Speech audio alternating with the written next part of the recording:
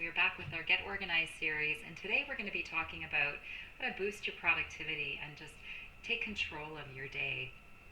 Now, this is something that, it's not as easy as it sounds. Managing our time isn't just a good practice, but I mean, it helps us be more productive, be more organized, and be more successful at reaching our goals. And I know I can hear you right now because we all say it, is that there's just not enough time. There's too many things to do. There's not enough time in the day.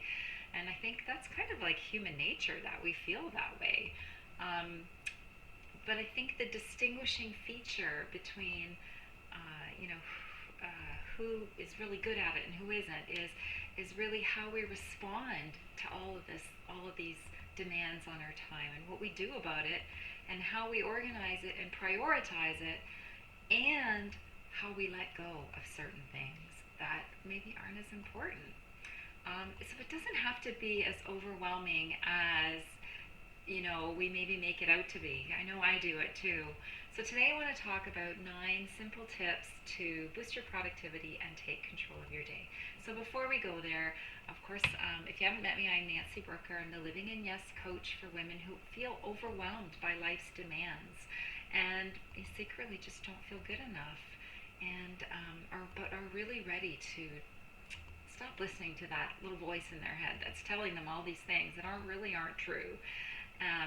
And so they hire me to help them connect to their inner worth and to trust themselves so that they can really start rocking their relationships and stressing less and really living in yes. So here we go. And again, my brokered record time. I'm going to give you 9 tips here, but you don't need to do them all. Pick something that resonates with you and just pick one thing and try that and see how it works. So tip number 1, you're going to love this one, get up early. How easy is that one? I know, it's hard, right? But did you know that the research shows that it really is the early bird that gets the worm?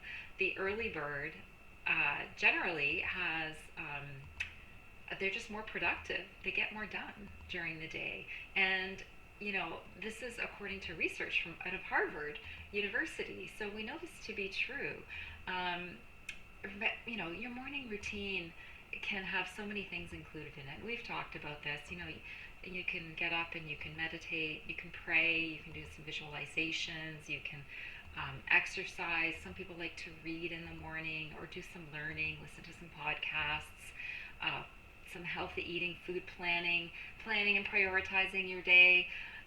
That's a lot to do in the morning. Plus, get yourself ready, get the kids off to school, get the lunches, all of that good stuff too. So, it's really about getting it all organized. And, we did, I think 2 weeks ago, we talked about how a lot of it starts the night before and how important it is to really do as much as you can the night before so that the morning of you can do some of these things that are really good for you, that really get your day started off right.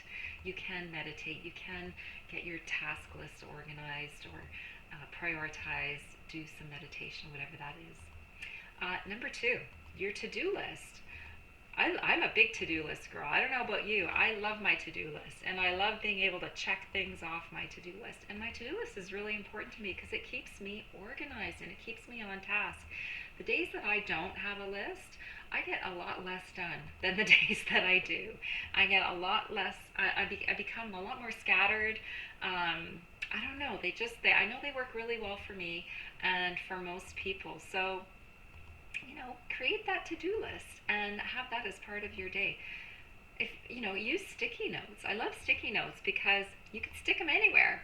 So if I've stuck sticky notes on the bathroom mirror. I've put them on the front door so I don't forget something when I walk out the door. They can be things that you have to do. They can be motivational quotes. It could be like a visualization, like your vision board. You can have your vision board up somewhere, and that just really helps keep you focused on what's really important to you. So I love to-do lists. How about, recording it? I watched this TV show. I don't know if you've seen Will Trent. I love it. It's like he's a detective with Boston, Georgia PD or whatever, GPD. And so he's he's dyslexic, so he doesn't write down his notes. He records them.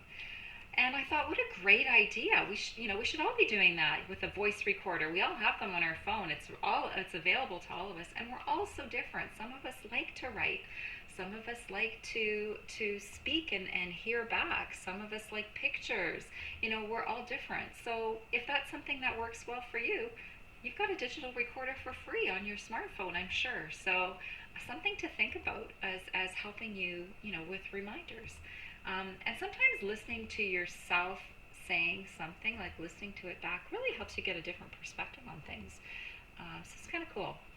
Another one, number 5, scheduling. Create a schedule. I love my online planner. You can use your Google Calendar, your Yahoo Calendar, your I don't know. There's a million calendars out there, but you can use your old school desktop calendar. I used to use those all the time when the kids were younger, trying to organize school projects and things, because the visual of that was really good for them. For me, I love the planner, and I love color coding things. In the old days, I used to have calendars where I had a color for each of my kids. I have 3 kids, and they were all playing hockey and baseball and soccer and school stuff and whatever was going on, and it was really hard to keep track of who had to be where when, that sort of thing. So I would write it on the calendar and I'd color code it, so I would know which child was at which, had what going on at what time, just by looking at the color. So that was really great. So maybe that's something that might work for you. If not, use pen and paper. Old school's good, right? Some people like to just have the diary, right? The planner, and writing in there and being able to flip through and carry that little thing with them everywhere they go. And what I love about that is that when you have your calendar on your phone, there's so many other distractions on your phone, right? There's all the notifications of your email and Facebook or Instagram or whatever it is that you're listening to. Maybe your favorite podcast is popping up. There's a lot of distractions, but with your hard planner, those distractions are gone, and that helps keep you on task. So if that's what's good for you, do that.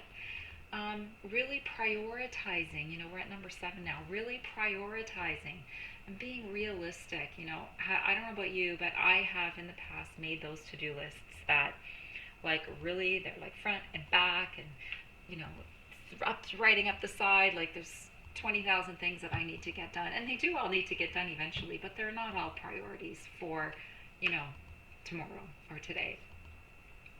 So getting more particular.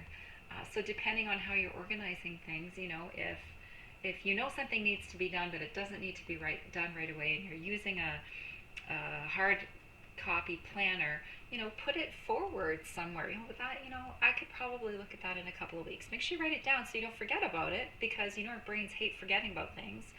But it's not going to clutter up what really is important right now. And even with your list of what's important today, use your highlighter, use your stars, use colors, capitals, whatever it is for you that's going to help you sort of prioritize, and try and do the most difficult things at the beginning of the day, because that's usually when we have more energy. And I'm not going to lie, I do sneak little things in that I know are easy, because I love to be able to check it off, that I did it, but definitely try and do the things that are more difficult earlier in the day if you can. Number 8, delegate. I know we've talked about this before. I often will delegate meals to my kids, because that frees up a lot of time for me. I do my meal planning so that I can, we all participate in the daily activity of having to prepare meals, which is so stressful for many people. Maybe there's household chores, maybe there's, you're able to get somebody to come in and help with that, with help with cleaning, and so that you can move your focus and your priority to something that is more important for you. And if that's something you're able to do, then great, then do that. Delegate that task out. Very important. And I think, super important above all of this is just to give ourselves some grace, because life happens, and we never run like a well-oiled machine. We might for, a few days, a few weeks, whatever, but something always happens to throw us off, and we just need to give ourselves some grace and be grateful and celebrate the wins of what we have done, and just keep moving in the right direction, towards, you know, being organized in our day and achieving our successes and moving towards our goals.